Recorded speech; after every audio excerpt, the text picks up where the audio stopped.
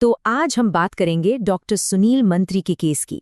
ये कहानी एक ऐसे ऑर्थोपेडिक सर्जन की है जो इंसान के सबसे स्याह, सबसे अंधेरे पहलू को सामने लाती है।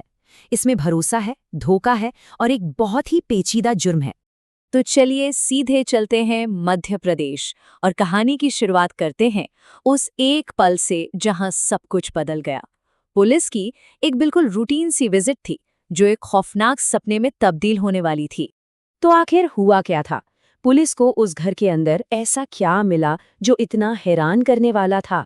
चलिए जानते हैं इस खौफनाक खोज के बारे में। सोचिए, एक कांस्टेबल बस बाथरूम इस्तेमाल करने के लिए अंदर जाता है और जैसे ही दरवाजा खुलता है उसकी चीख गूंज जाती है।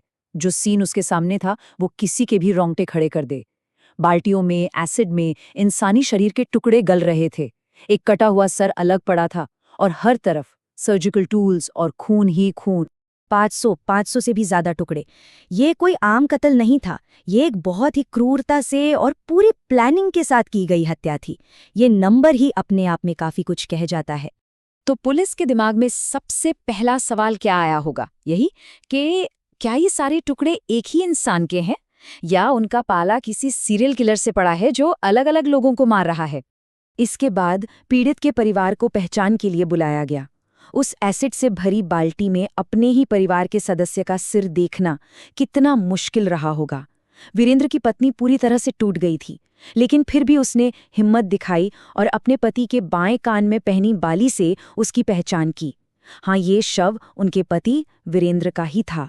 लेकिन एक मिनट, सवाल ये है कि आखिर पुलिस डॉक्टर के घर तक पहुंची कैसे? चलिए थोड़ा पीछे चलते हैं और इसकी शुरुआत देखते हैं।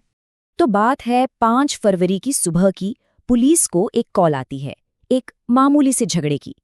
जब पुलिस वहां पहुंचती है तो देखती है कि डॉक्टर मंत्री और लक्ष्मी नारायणन यानी वीरेंद्र के पिता आपस में बहस कर रहे हैं।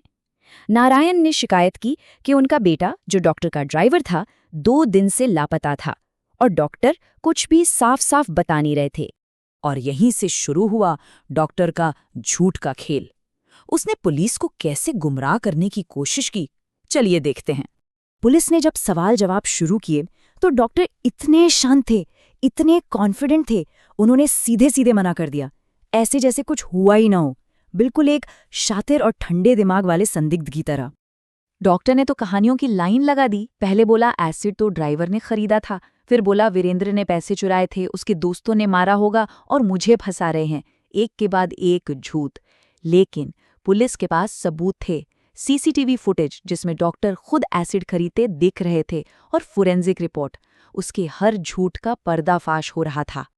और जब सबूतों का शिकंजा कसा ना, तो डॉक्टर का वो शांत चेहरा उतर गया। फिर आखिरकार उसने अपना जुर्म कबूल कर ही लिया।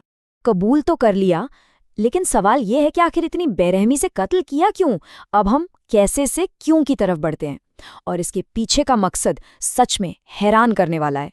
तो जब जांच आगे बढ़ी तो पता चला कि डॉक्टर मंत्री का अफेयर था। किसके साथ? अपने ही ड्राइवर वीरेंद्र की पत्नी रानी के साथ। और इससे भी अजीब बात ये थी कि रानी और डॉक्टर की मरहूम पत्नी दोनों गहरी सहेलियां थीं।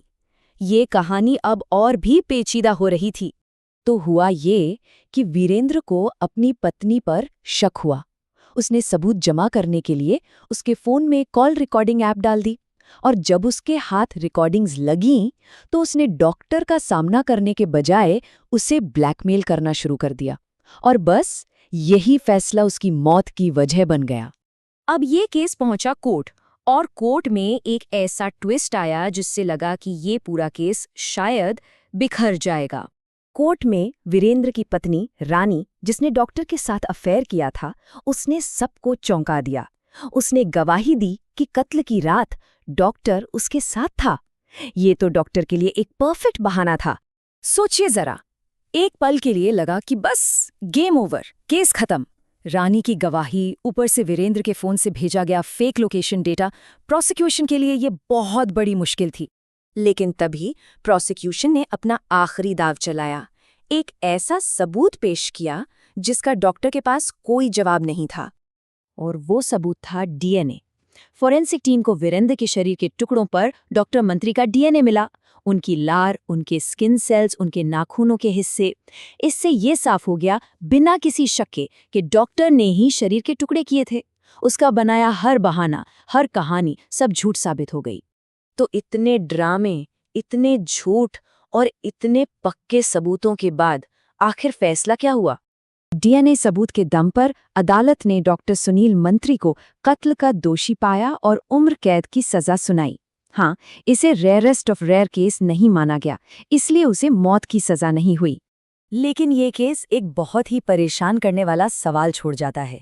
एक आदमी जो जिंदगी बचाने की कसम खाता है, एक डॉक्टर, वो इतने ठंडे दिमाग से, इतनी प्लानिंग के साथ किसी की जान कैसे ले सकता है? ये उस डॉक्टर के चरित्र का जो दोहरा रूप है ना, उस पर सोचने के लिए मजबूर कर देता है।